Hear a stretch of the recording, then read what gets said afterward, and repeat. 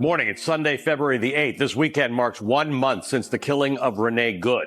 Her partner released a statement through her attorney, quote, "Renee was not the first person killed, and she was not the last. You know my wife's name and you know Alex Pretty's name, but there are many others in this city being harmed that you don't know. Their families are hurting just like mine, even if they don't look like mine." In his decade in politics, Donald Trump has faced some of the largest protests American presidents have ever seen. In fact, of the 5 largest single-day protests in U.S. history, 3 have been in reaction to Donald Trump or his policies. The 2017 Women's March, the day after he was first inaugurated, and both No Kings demonstrations, which took place last year. Only the first Earth Day, which drew 20 million people in 1970, was larger than October's No Kings protests. The next No Kings rally, write this down, it's going to be important, is scheduled for March 28th, and it's aiming for 9 million attendees, which would place it second on that list if the goal is achieved. To attend that, by the way, you'll have to miss this show, but I'm totally okay with that. Arresting Donald Trump's authoritarian rise is going to rely, though, on more than just record-breaking single-day protests, impressive though those things are. What's needed to meet the moment, when Congress and the courts are failing to check Donald Trump's power and the next election is still 9 months away, is sustained defiance and resistance. Local groups, though they may be small, who will not give up. Individual people who show up consistently to stand against the seizing of our values and our institutions. We've seen that before in this country, before major changes have occurred. And we've seen that happen again across the country now in the last year. Each new city descended upon by unmarked vans carrying masked agents grows a new community of resistors who are dedicated to activism and solidarity. The people of Minneapolis didn't ask for this confrontation with the federal government, but they rose to the occasion. Hundreds of businesses closed for a day-long economic blackout. Students walked out of school and demonstrated at the state capitol. Some local restaurants have transformed into free kitchens for families who are too worried to go to the grocery store. The Guardian spoke to a woman named Kate, an early childhood educator who teaches mostly Spanish-speaking children. She'd turned her classroom into a distribution center for supplies like diapers. She keeps a running tab of what each of her students' families needs and gets it delivered to their homes. And in the 2 months since Trump deployed federal agents to occupy the city, nearly 30,000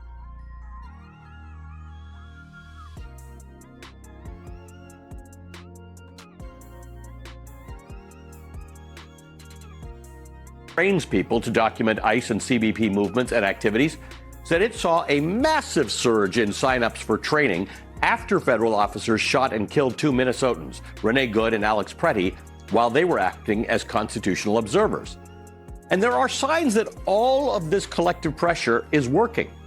The border czar, Tom Homan, announced last week that federal agents would slowly leave Minnesota. 700 federal agents have gone. That said, 2,000 still remain in the state. And those 2,000 are still causing fear. A Minneapolis superintendent told the New York Times that just Wednesday, ICE agents were seen near an elementary school as students were heading home. The federal agents remain, but so do the communities that have been built and are building to resist them. You can see the drawdown of 700 agents as a drop in the bucket for a terrorized community facing down a force that is still 3 times larger than its own police force. But the drawdown does signal that the Trump regime is movable, that pressure can work, and that more is needed, which is why the work must continue, and it has. Recent weeks have seen students across the country protesting the Trump administration's mass deportations. In Baltimore, high schoolers from 24 schools participated in a walkout, even as Baltimore County Public Schools attempted to dismiss students from school before the protest, citing inclement weather. But there wasn't really inclement weather. There was no snow or rain. Students said they perceived this as the district attempting to muffle their demonstration. And as you can see from the video, it did not work. Students also participated in walkouts in Phoenix and in Fort Wayne, Indiana. And in San Francisco on Friday, about 150 people, mostly children, marched out from the Grattan Elementary School to a nearby park in protest against ICE and CBP, organized by 3 10-year-old friends. The 3 were inspired by the students in Minnesota who participated in a walkout on January 23rd. But because 10-year-olds can't just walk out of school, they had to settle for an after-school march. They raised $160 by selling brownies. They used that money to buy supplies for poster making and letter writing. The children wrote some letters to elected officials, but most were to other kids in Minneapolis who've stayed home from school since ICE has been in their state. We spoke on the phone with one of those 10-year-old organizers yesterday, and despite his age, is not inexperienced. His mother told us he was at the 2017 Women's March, a year old, in a baby carriage. And last year, he attended both No Kings protests. Remember that graphic from earlier about the largest single-day protests against Trump? He's been to all three of them. He and his friends witnessed what was happening in Minnesota. They told us to talk about it at school. They recognized the challenge at hand and their own power. He told us on the phone, quote, "We're not going to be silenced. We're not going to let Trump do what he wants. He's just going to make our voices louder." I'm joined by Leah Greenberg, co-founder and co-executive director of Indivisible, a national grassroots movement empowering local groups to defend democracy, and by my colleague, the Reverend Al Sharpton, the host of Politics Nation on MS Now and founder and president of the National Action Network, an organization dedicated to advocating for social justice, are the engine of these things. Absolutely. I think that it reminds me of how we were able to, when I was a teenager, see a movement started that ended the war in Vietnam. You must remember it was organic movements that people got involved all over the country saying, stop the war. And it led to Lyndon Johnson, who was president, not running for re-election. I've not seen anything like that since then until now. And that's why many of us, I've signed on, National Action Network has, with No King's Day, the march on March 28th, because I think that all of us, whether we are in traditional organizations or whether we're organic, it really doesn't matter. The movement of resistance is necessary. And I think that when you see 10-year-old kids leading the way, then all of us need to really do what we do and do it collectively. So, Leah, there's 2 points here. One is small protests matter as much as big protests, although I think the big protests do get headlines. The other one is small successes matter as much as big successes, right? There are some people who say, well, they took 700 people out of Minneapolis. There's still 2,000 behind. That's true. But tell me how the small successes matter. Well, I think what we've got to see here is that there's a real relationship between all these things. A lot of people go to a No Kings March for the first time, and then they say, well, I can organize my own protest. I can start my own signal chain of people on my block who are going to figure out how we're going to respond if ICE comes in. A lot of times what we're seeing is this ongoing cycle of hyper-local organizing that builds power that can ladder up in moments like a No Kings to really show that there's a mass popular opposition, but that on the day-to-day basis is really moving the work forward and is doing the day-to-day finding of cracks in the opposition, finding of cracks in the MAGA regime that we can exploit and that we can collectively dig in on in order to push them back. Rev, let's talk a little bit about, and Leah and I have talked about this before, the fact that everybody who attends these protests, small or big, don't have exactly the same goal. There's a sense of social justice underpinning all of this, right? Whether it's marches or protests in favor of reproductive rights or against ICE and CBP, there's a sense that our social justice is being eroded, and that's enough to get people out. I think that is enough to get people out, because whether you approach it from a point of view of immigration reform or against deportation or against what they're doing to women and gender rights or LGBTQ rights or what they're doing to the Black community or people of color, all of us are the victims of the same intrinsic powers that want to, in many ways, raise the question of limiting our rights and our justice. So it doesn't matter whether you come in forward motion or you're back into each other. We need to be together to protect our own individual lanes. We're all on the same highway of denial. Doesn't matter what lane you coming down. We're all on the same highway, and we're going to have to ride to the same destination of protecting our social justice rights. So, Leah, I think it's understandable that everybody may feel some sense of personal anxiety or distress or even fear based on some of the things we're seeing. But your numbers at Indivisible and the signups after the shootings of Renee Good and Alex Preddy suggest that collectively this is not having a dampening effect. It's in fact the opposite. More people, the intimidation is not working. That's exactly right. What we have seen every time there is a horrific act of political violence like the killing of Renee Good, like the killing of Alex Preddy, is not that people shrink back, but that more people sign up. Within 48 hours of Alex's murder, we hosted, together with the No Kings Coalition, and incredible credit to the ACLU for a lot of the training, we hosted an Eyes on Ice watch training that has now trained over 250,000 people. That is 250,000 people who saw what happened in Minnesota and said, I got to get in. I've got to figure out what I can do. I want to be doing what Alex Preddy was doing. It's my job to stand up for my neighbors.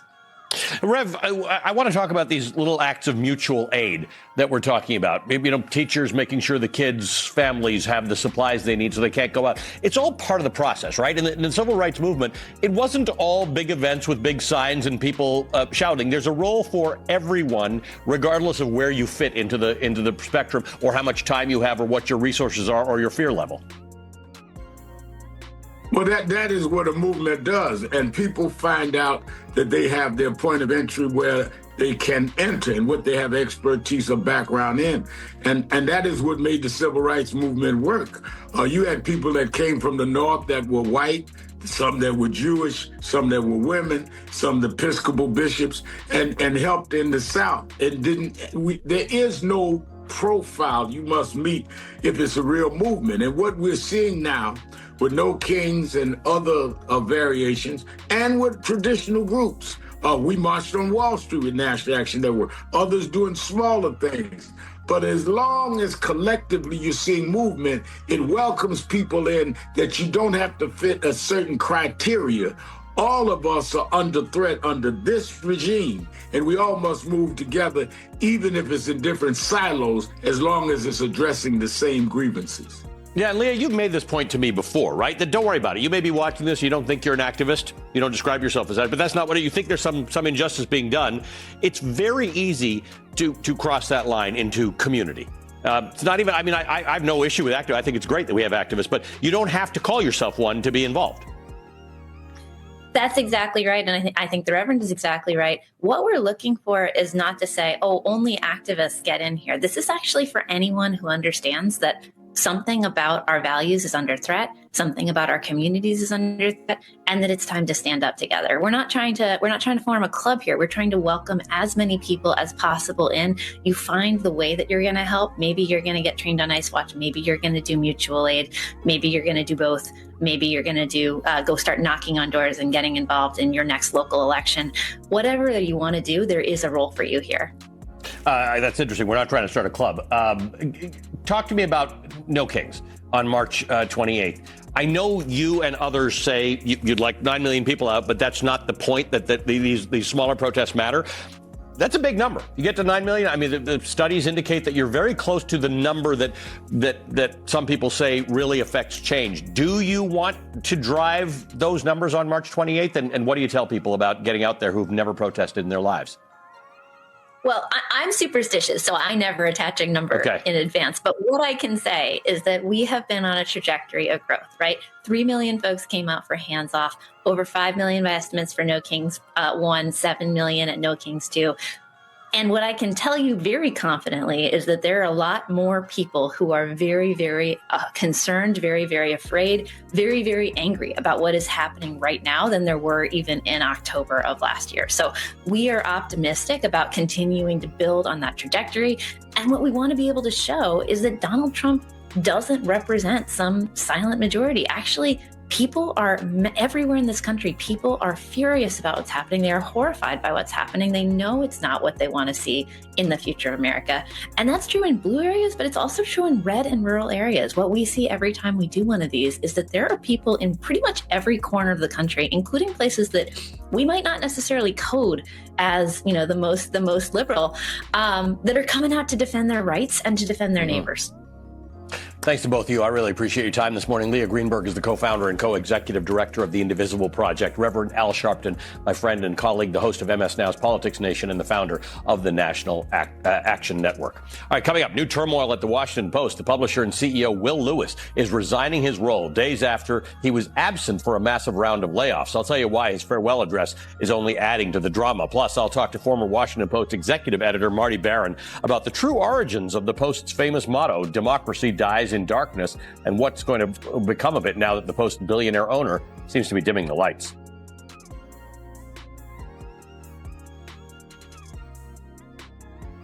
Last night, Will Lewis, the embattled CEO and publisher of the Washington Post, stepped down just 3 days after the paper laid off a third of its staff and eliminated or gutted several areas of coverage. Will Lewis will be replaced by the current CFO, Jeff D'Onofrio. Lewis, though, was nowhere to be found during the call on Wednesday in which those mass layoffs were announced. He was spotted after an NFL, the next day, by the way, after an NFL red carpet event in San Francisco. Lewis's farewell letter was just 4 sentences long, but it was noteworthy. In it, he thanked the paper's billionaire owner, Jeff Bezos, but made absolutely no mention of the Post's journalists. If you go to the Washington Post website right now, you'll see the phrase, "Democracy dies in darkness." It's emblazoned on the masthead. That motto made its first appearance in 2016, which is when the Post's then executive editor, Marty Barron, interviewed Jeff Bezos and asked what had driven him to buy the newspaper in 2013. I think a lot of us believe this, that democracy dies in darkness, that certain institutions have a very important role in making sure that there is light. 9 months later, "Democracy dies in darkness" was rolled out as the paper's new motto, a month into President Trump's first term. Now, the Post said at the time it was not meant to be a response to Donald Trump specifically, but at a time when the president repeatedly attacked the press as the enemy of the people, the motto felt like it carried an added significance, not merely as a warning, but as a promise to keep shining a light. And considering the extreme lengths that the Trump administration has gone to over the years to distort the truth, a robust press that holds our leaders to account is more vital than ever. The former Washington Post associate editor Ruth Marcus told me this yesterday. It's not just that democracy dies in darkness, as a wise man once said. It's that corruption flourishes in darkness.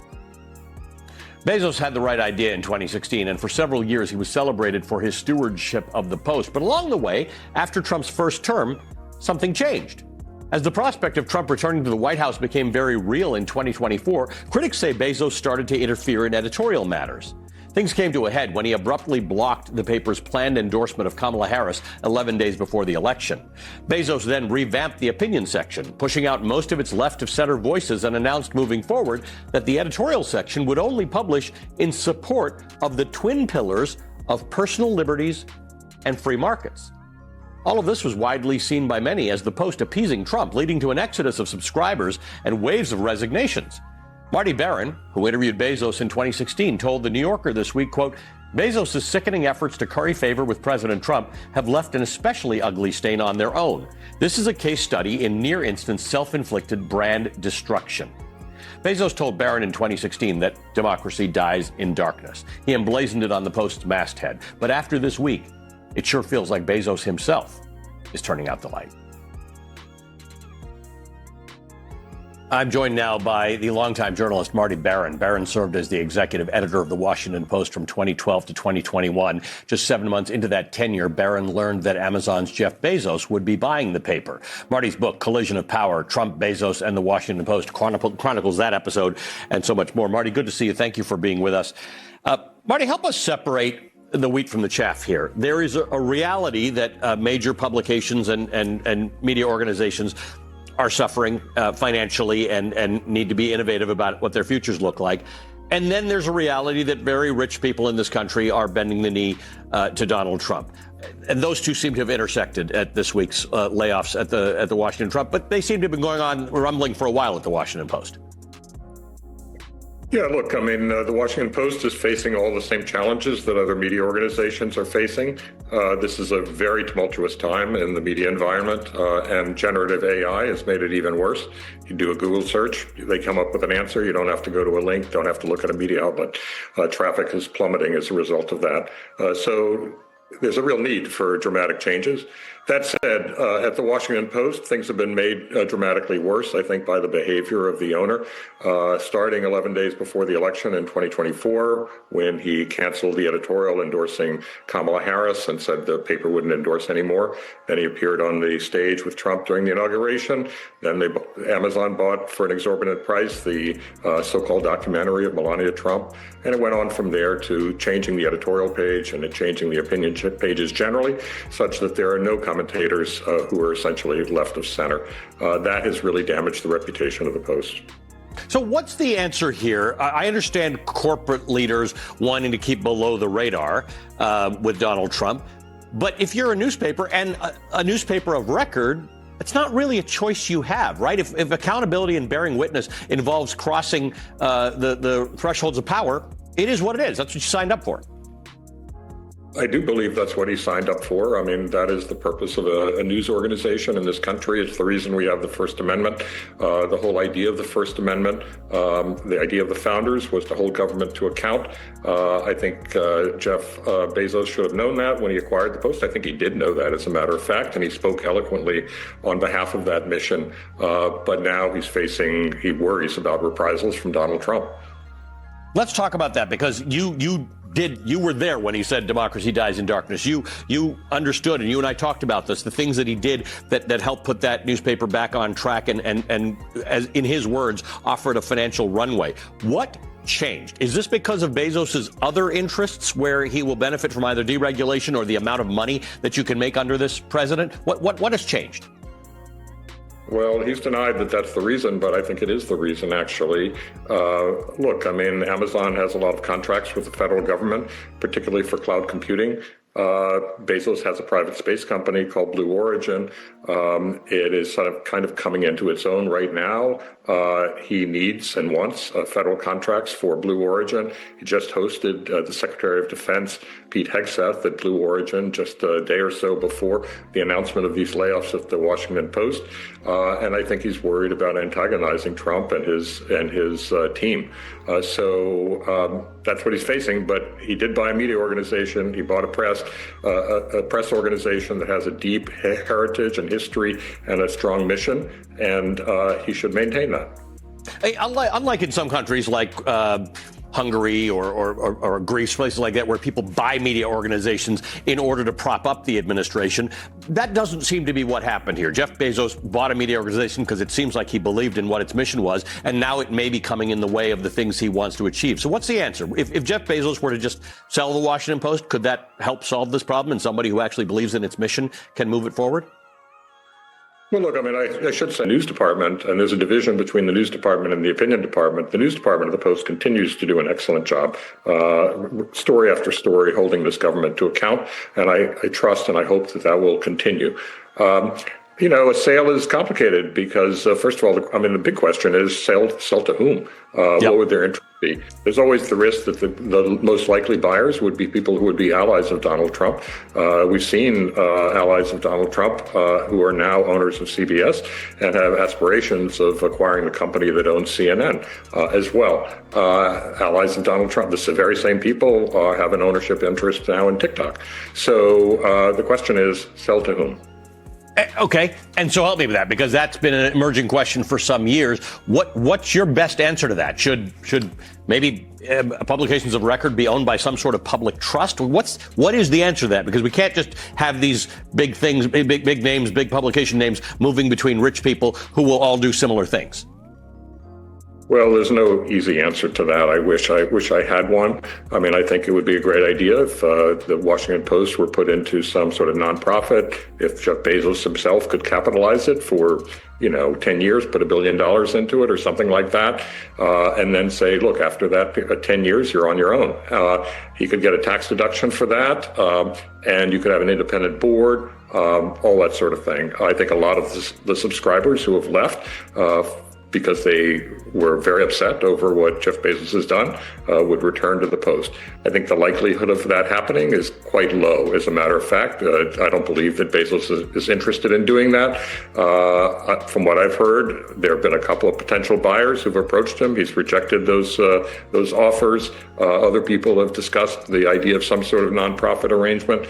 He's rejected that as well. So apparently he wants to hold on to it. You'd have to ask him why he wants to do that. Marty, thanks as always. Good to see you. Marty Barron is the former executive editor of the Washington Post. All right, coming up, I watch a lot of Law and Order, and you often see the cops and lawyers on that show obtaining a warrant or a judge's approval before they go searching around through people's stuff. And if they don't, sometimes the search gets thrown out before it gets to court. Well, the Trump administration is using a secretive legal workaround to get hold of people's data, and they're using it to target everyday people who question Trump's immigration crackdown. The Washington Post reported this week on the Department of Homeland Security's use of a secretive legal weapon to target people who question the Trump administration's brutal immigration crackdown. It's called an administrative subpoena. Unlike traditional subpoenas, which require a court order by a judge or on behalf of a grand jury, administrative subpoenas can be issued by federal agencies without approval from a judge or a grand jury. The Washington Post reported extensively on one such case. It's a remarkable story. You should read the whole thing. According to the Post, last October, a 67-year-old named John, a retiree in the suburbs of Philadelphia, decided that the America he believed in would not make it if people like him didn't speak up.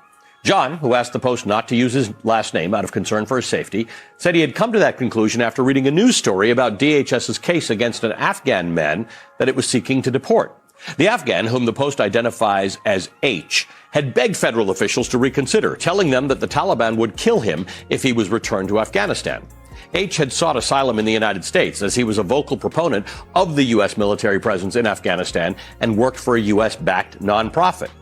Counterterrorism experts say that Afghans who flee to the United States are often viewed by the Taliban as spies, placing them in particular danger should they return to that country while the Taliban is in power. John told the Post he found the situation, to which he had no direct connection, unconscionable. So he conducted a quick search on the internet. He found the email address of the lead prosecutor on the case and sent a brief message to that prosecutor urging him to reconsider H's case. Addressing the prosecutor, here's what John wrote. Quote, "Don't play Russian roulette with H's life. Err on the side of caution. There's a reason the U.S. government, along with many other governments, don't recognize the Taliban. Apply principles of common sense and decency." End quote. John finished the note, signed his first and last name, hit send, and hoped his plea would make a difference. 5 hours and 1 minute later, John was watching TV with his wife when an email popped up in his inbox. He noticed it on his phone. Google, the message read, has received legal process from a law enforcement authority compelling the release of information related to your Google account. Listed below was the type of legal process, subpoena, and below that, the authority, Department of Homeland Security. That's how it all began. Just over 2 weeks later, Homeland Security agents were at John's door. After receiving the email from Google, John began to seek legal advice, which was complicated by the fact that the subpoena issued for his information was not provided to him. To make matters worse, John told the Post that Google had given him just 1 week to file a motion to quash the government's demand. That would have to be done in federal court. While the U.S. government has used administrative subpoenas for decades, expanding and becoming more controversial in the post-9/11 era, this feels different. Privacy and civil rights groups say that under Trump, Homeland Security has weaponized the tool to strangle free speech. John was actually fortunate. Google notified him. Companies are not legally required to do so, and many simply don't. A Google spokesperson told the Post that the company notifies users unless they're legally prohibited from doing so or in exceptional circumstances, such as when someone's life is in jeopardy. But John's case is far from unique. Transparency reports show that Meta and Facebook have received record numbers of subpoenas since Donald Trump began his second term. Google reports more than 28,000 subpoenas in the administration's first 6 months, a 15% increase from the previous 6 months, while Meta reports more than 14,000. Neither company distinguishes between the different types of subpoena in their disclosures, but the trend is evident. Meta, Microsoft, Amazon, Apple, and Snap say they all notify their users of administrative subpoenas, while T-Mobile and TikTok say they only notify users when required to do so by the law, according to the Post. When DHS agents showed up at John's home, they showed him the email and they asked for his side of the story. The agents said they didn't know anything about this administrative subpoena, but had been instructed by DHS headquarters in Washington to interview him. Eventually, the agents agreed that John had committed no crime after he told them he found the prosecutor's email through a simple Google search. John did secure pro bono representation by ACLU attorneys who argued that the government is violating a statute that limits how administrative subpoenas can be used for immigration enforcement, and that the government targeted John for constitutionally protected speech. One of those attorneys told the Post, the goal isn't always prosecution, it's intimidation. Quote, "It doesn't take that much to make people look over their shoulder to think twice before they speak again," said Nathan Fried Wessler, one of the ACLU attorneys. That's why these kinds of subpoenas and other actions, the visits, are so pernicious. You don't have to lock somebody up to make them reticent to make their voice heard. It really doesn't take much because the power of the federal government is so overwhelming. Power of the federal government is so overwhelming. In a statement to the Post, the Assistant DHS Secretary, Tricia McLaughlin, noted that Homeland Security investigators have, quote, broad administrative subpoena authority under the law. The agency did not answer questions about John's case or its broader use of administrative subpoenas. John was never charged with a crime. John didn't impede an investigation. John just sent an email. And that alone was enough to bring federal agents to his door. For more on this, I'm joined by Joseph Menn. He's a cybersecurity reporter specializing in hacking, privacy, and surveillance. He's covered this beat for more than 2 decades. I'm also joined by our great friend Melissa Murray, a professor of law at NYU, an MS Now legal analyst, and the host of the Strict Scrutiny podcast. Good morning to both of you. Thank you for being with us. Joseph, let me just start with you. I was gobsmacked reading this article. You probably weren't. You probably knew this stuff happened. So tell us about the part about how they can get into your stuff that easily. Well, administrative subpoenas are very powerful depending on how the company that receives them reacts. As you said, some of the major companies at least notify the targets of the subpoenas, and some don't, and some won't say. There's some, in general, the telecommunications companies didn't speak to my colleague for this story, but they have a pretty bad record of cooperating quickly with those sorts of responses. Financial records too, credit card companies, pretty much any company you can think of. And we're so awash in data now that just an immense amount can be compiled without you ever knowing about it. Melissa, I get it. I get why the government needs certain powers to do certain things. I remember after 9/11, people saying, well, if you're not doing anything wrong, you have nothing to worry about, that the government has expanded powers to get into your stuff. I think this is a pretty clear example of somebody who wasn't doing anything wrong. I'm a little surprised that it's that easy to get a subpoena into people's personal information. Well, the origins of the administrative subpoena, Ali, are basically to allow law enforcement to have the flexibility and the nimbleness to move quickly when there are exigent circumstances. So, for example, if someone's life is in danger, or if someone is being trafficked, or if there is terrorism. Again, you note the rise in the use of this mechanism post 9/11. They weren't intended to suppress dissent. Again, what counts as an act against the government is obviously subjective, and some governments take a broader view, and maybe we are in that moment right now. It seems like we are.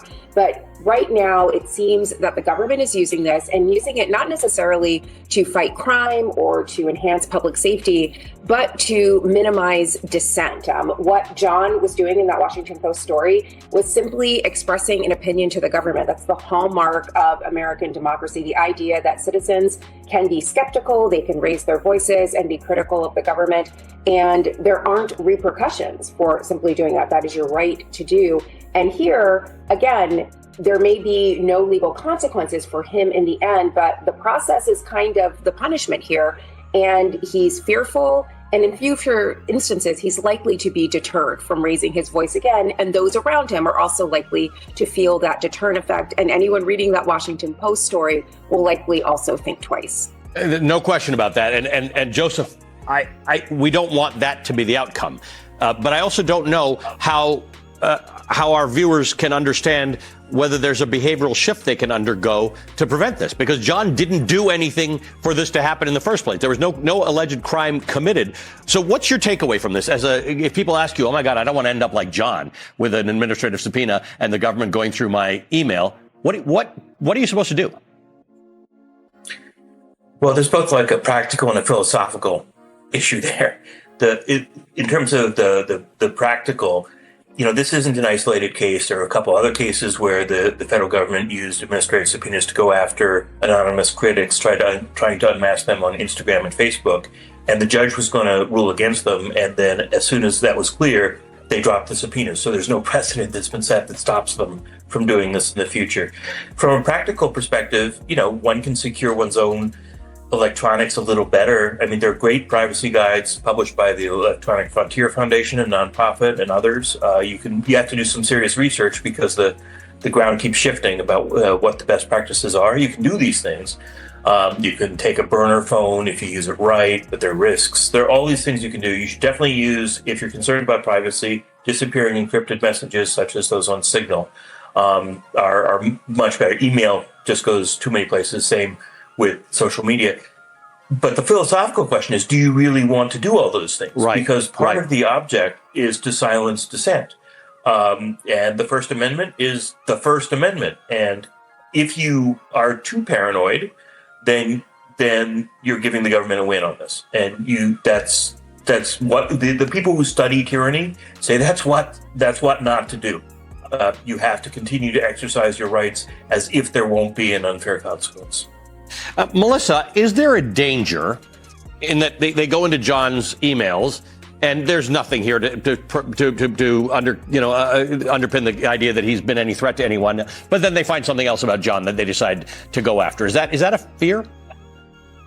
It's a very real fear, I think, given the vast amounts of data that can be found by going through your email. Again, there's very little transparency around these administrative subpoenas, very little oversight. So again, in the context of the Fourth Amendment with the judicial subpoena, you have some kind of recourse. There are processes that the government is required to undertake. Here, there's less transparency and there's also a lot less oversight. And so if the government does come up with something in the context of an administrative subpoena, it may be much more difficult to be able to challenge whatever is produced and how it is used going forward. And so, I think the point that was just made, they want to deter us from speaking out, and in the process to take these other steps, signal or whatnot. I mean, they're basically making an entire nation of stringer bells, if you watch The Wire. I mean, like basically migrating normal communications to these other channels that we typically don't use because we don't have to. Yeah, and Joseph, I'm sort of fascinated by this discussion because I think your philosophical point and Melissa's philosophical point is right, that we don't want to do that, but I also would like to live to fight another day. So the reason this is such a good story is because when you read the whole story, you realize you wouldn't tell John to do anything differently. He didn't write a threatening email to the prosecutor. He didn't even know who the guy was, who H was. He was just being an American citizen who was expressing his view. That said, the convenience of technology has let us all say things that in prior years the government wouldn't necessarily know that you said. So this trade-off between convenience and privacy does work its way into this discussion. It may not be that I want to change my behavior, but in case I want to live another day and not have the government hassling me, that's just a tough trade-off, because all those things that you recommend people might do if they wanted to take away some of your convenience. Well, that's certainly